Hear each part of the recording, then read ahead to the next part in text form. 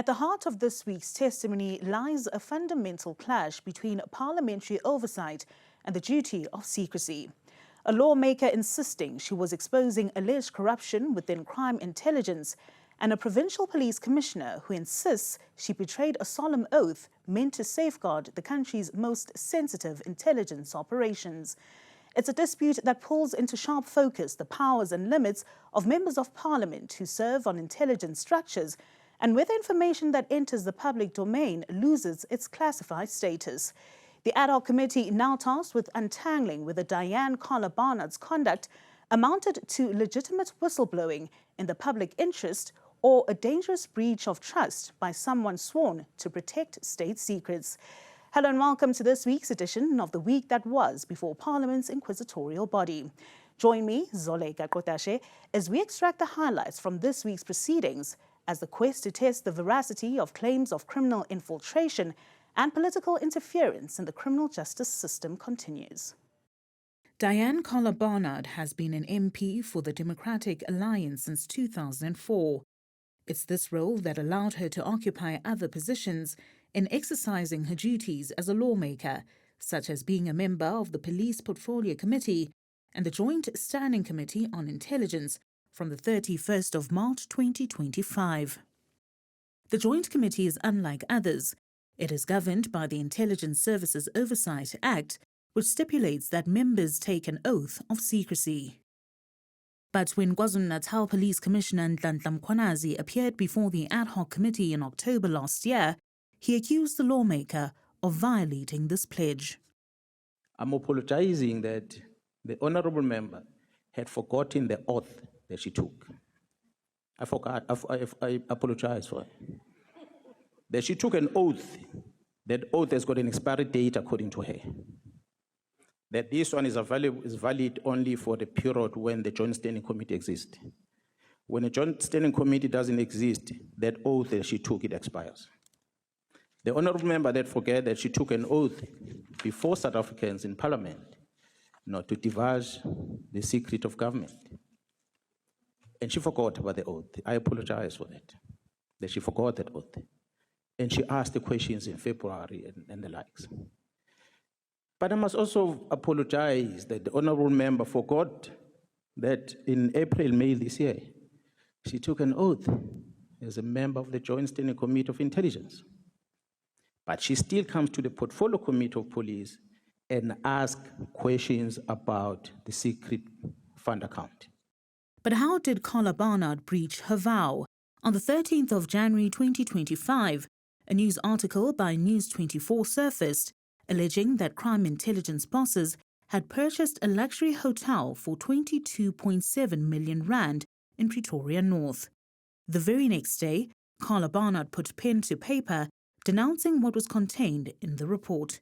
Soon after that, on the 17th of February last year, Kohler Barnard released another statement about a property bought by crime intelligence for 22.8 million rand, and call for the Inspector General of Intelligence to investigate. What was the point of contention? Was it the buying of the houses? Was it the value of the houses? What was the issue? I can only refer to the two properties that were in the public domain at that time. Obviously, this report is leaked everywhere now, but let me not refer to that.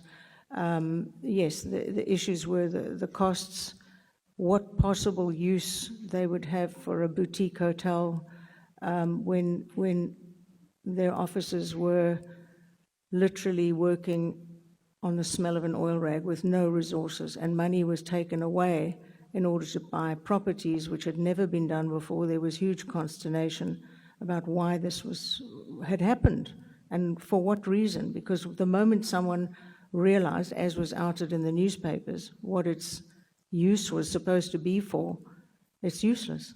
What is it now? They have a hotel. What are they going to do with it? Which is what I was asking the minister. It's a very strange aberration and had to be looked into, and I believe should be looked into. It was in June when the DAMP publicly asked the Minister of Police about these properties. This question was asked in June this year. And in June this year, Ms. Kohler Barnard was sworn in as a member of the Joint Standing Committee of Intelligence. She asked this question, and here she wanted to know about the investigation report that was undertaken by Inspector General of Intelligence. I don't want to say this perhaps is that report that ended up being spoken about by News 24, but here's a question in Parliament asking about the report, and News 24 writes about that report. They put the report out publicly. So she was asking about this report, whether the minister will furnish her with a copy of this IG report and the findings thereof, and whether the report and findings implicated senior SAPS officials in any suspected criminal activity, and whether SAPS members are currently under criminal investigation in relation to the specific matter.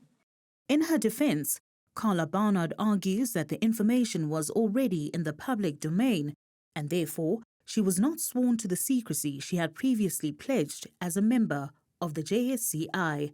But members of Parliament sought to remind Kohler Barnard of a landmark judgment of the Constitutional Court in 2008 in Independent Newspapers versus Minister of Intelligence Services.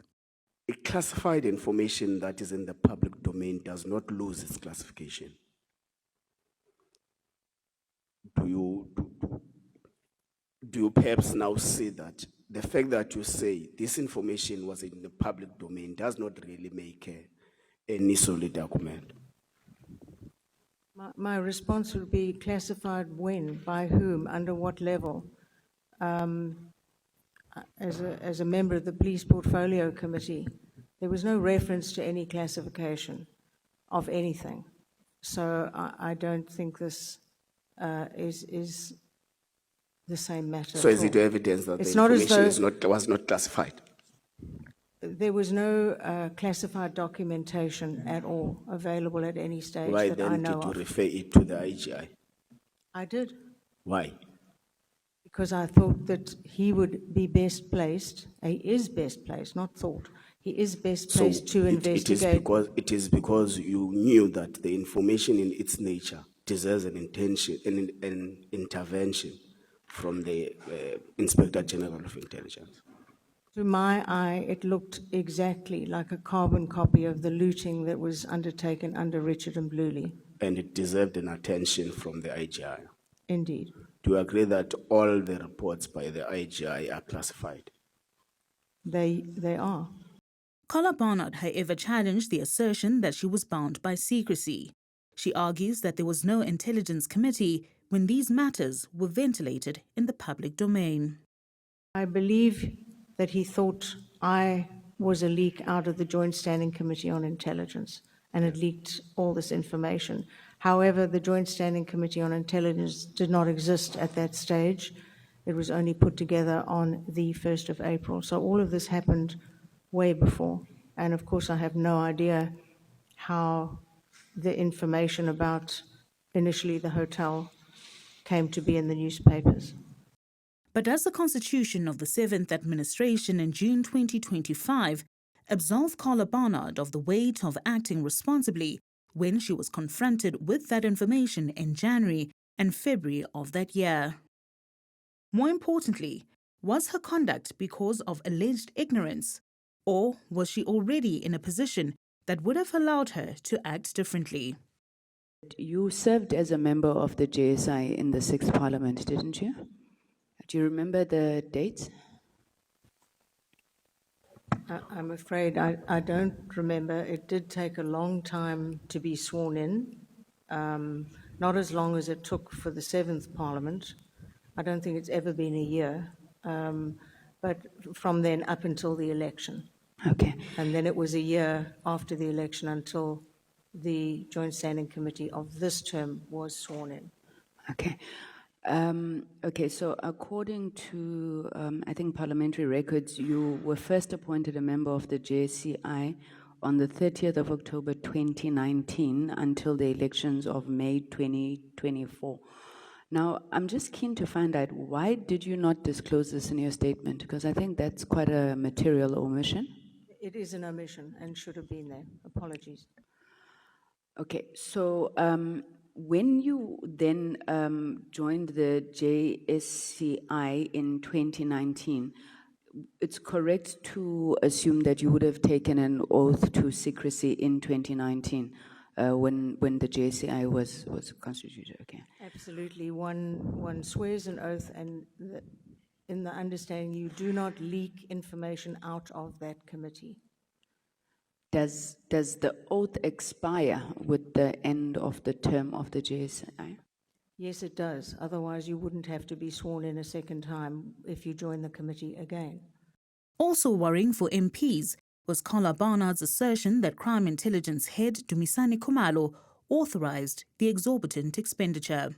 The News 24 report on the 23rd of January doesn't say who signed off the purchase of the property.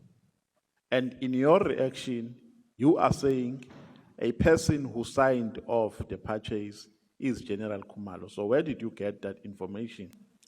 Number one, any purchase of this value, certainly not smaller amounts, any purchase would have to be signed off by the head of the division. No, but I'm saying we didn't know who signed because no one exposed that before you took it to the media. Even News 24 did not say who signed off the purchase. It only appears on your statement. Okay. Now the question is, how do you get that information?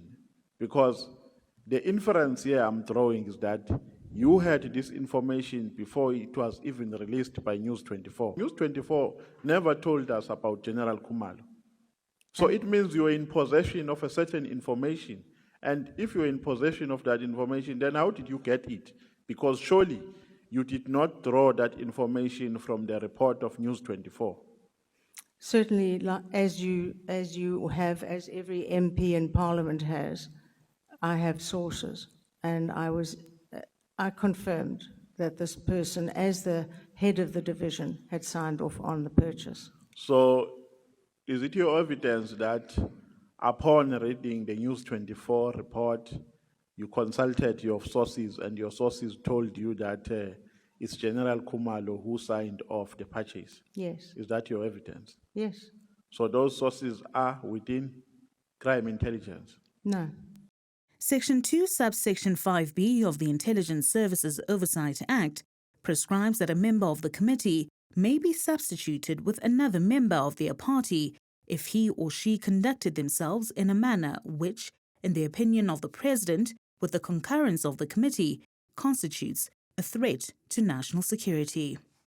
Are you saying that by virtue of the fact that even though you agree that it's a security breach, leaking that information, that by virtue of the fact that it was now published by a newspaper and it's in the public domain, that means in itself it's no longer a security breach?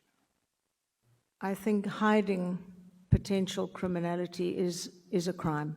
I agree, but Yeah. now we're dealing with the law. We're dealing Yes. with our responsibility as MPs. So we're testing the fact of, now that it went to the newspaper, does that change the fact that it's a security breach? It does not change the fact All that right. it was criminal. And That- I don't believe it. that what was every criminal? MP needs That what to was criminal? ensure that something criminal behavior is outed and dealt with. You see, you must be very aware of what you're insinuating. The requirements is there shouldn't be leaks. And I agree with you. I'm a proponent for expose corruption. But there's a legal standard that we need to uphold. There's no compromise there. That legal standard was breached, and we both agree.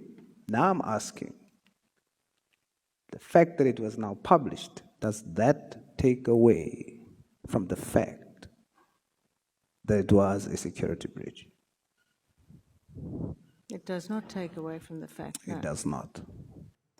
The Ad Hoc Committee has been confronted with sharply competing versions, one side warning of a grave threat to national security and the other insisting that exposing alleged corruption can never be criminalized. Members are now left to weigh whether Kohler Barnard's explanations withstand legal and constitutional scrutiny. particularly in light of records confirming her prior service on the Joint Standing Committee on Intelligence and the oath she previously took. And with legislation empowering the possible removal of a committee member whose conduct is deemed a threat to national security, the stakes could not be higher. When we return, we shift our focus to another person who claims to be a corruption buster. Stay with us. Welcome back as we look beyond DAMP Dianne Kohler Barnard. Members also heard from Patricia Mashale, a former SAPS official who appeared as a witness, adding to the growing body of testimony about alleged dysfunction, interference, and instability within the police service. In public hearings this week, Mashale told MPs that corruption in the police, including cover-ups and retaliatory prosecutions against those who speak out, runs deep and far beyond isolated cases.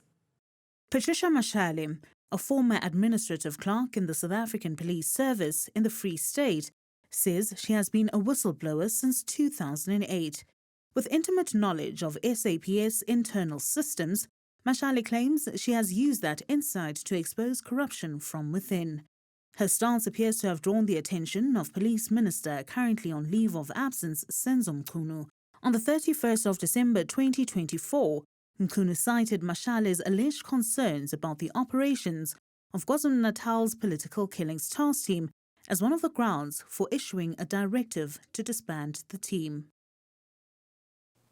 The then minister, that is the Minister Mkhwanazi, said the disbandment of the PKTT, it was informed by what Mrs. Mashale said, Mary Dehas, what was said by you.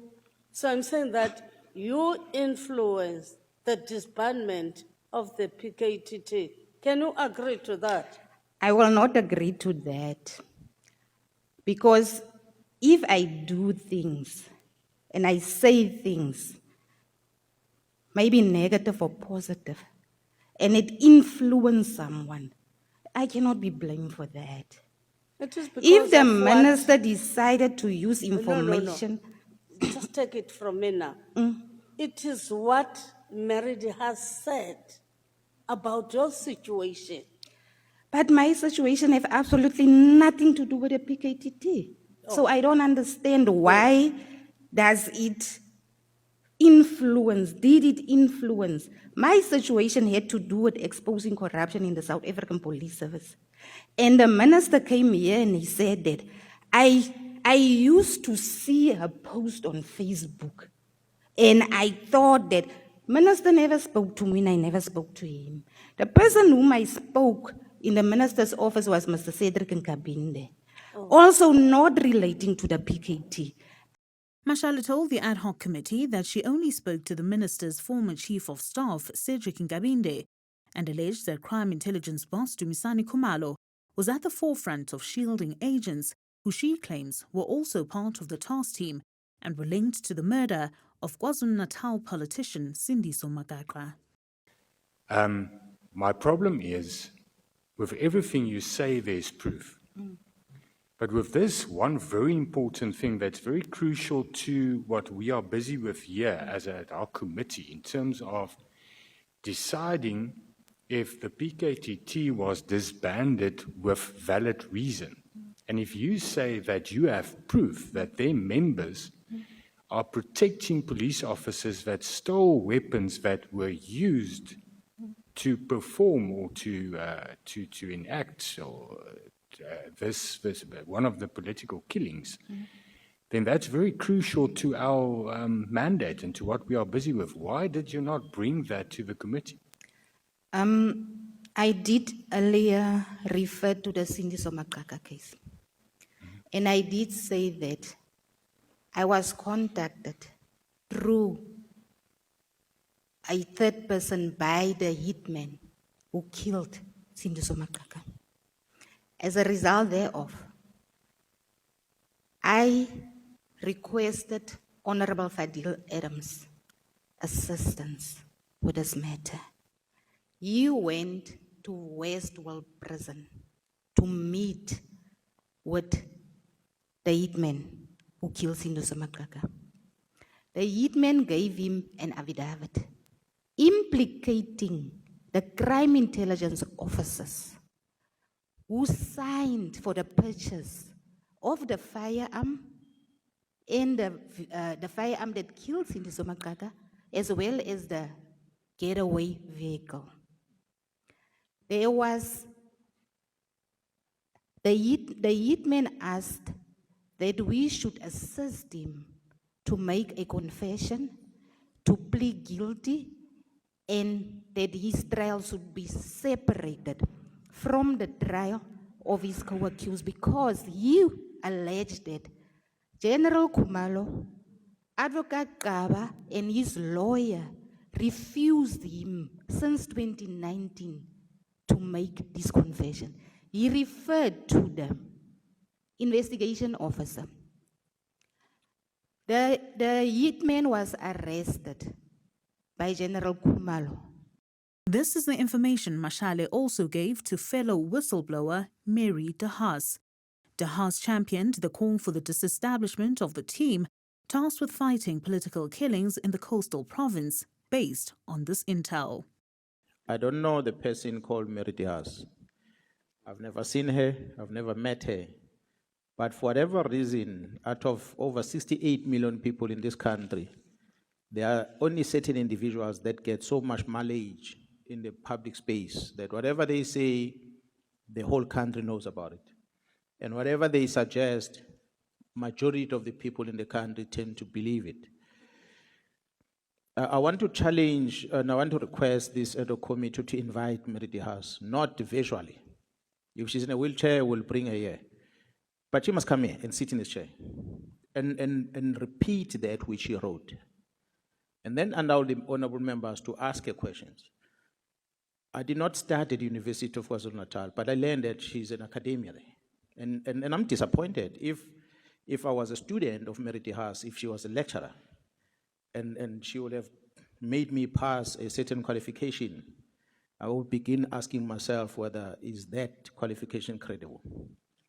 Because you cannot be a researcher and you have someone sending you something and you believe it to be the fact and you go and communicate it out there.